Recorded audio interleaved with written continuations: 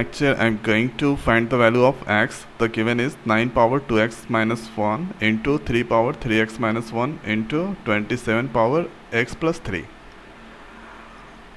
So here let's write the given first. 9 power 2x minus 1 into 3 power 3x minus 1 and here 27 power x plus 3.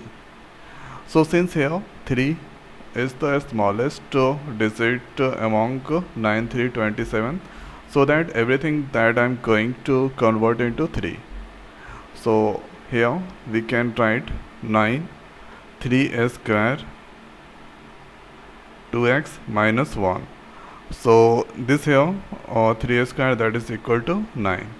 After that this we don't need to change, and this here 27 we can write 3 power 3 and here x plus 3.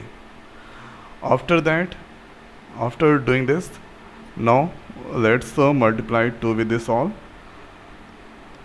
So this here 4x minus 2 into 3x minus 1 and this here 3x plus 9. 3 multiplying with this all, 3x plus 9. After that this is here multiplication, then power that will add. So here if you get a power 2 into a power 4, then power should be add, so a power 3 plus 4. Okay, the same thing that I'm going to do. So here 4x minus 2 plus 3x minus 1. Power that added. Now here after 3 power 3x plus 9. So after doing that, here 3. So 3 power 4x plus 3x, that is 7x, minus 2 minus 1, that is minus 3. Now here 3 power 3x plus 9. So after that here you can see this base is the same. Okay, 3 is there. Now here equating the powers. So here 7x minus 3 and 3x plus 9.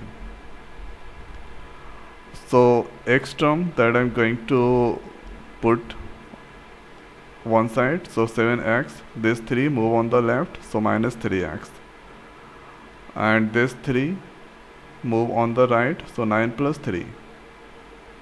So 7x plus 3x, that is 4x, 9 plus 3 12.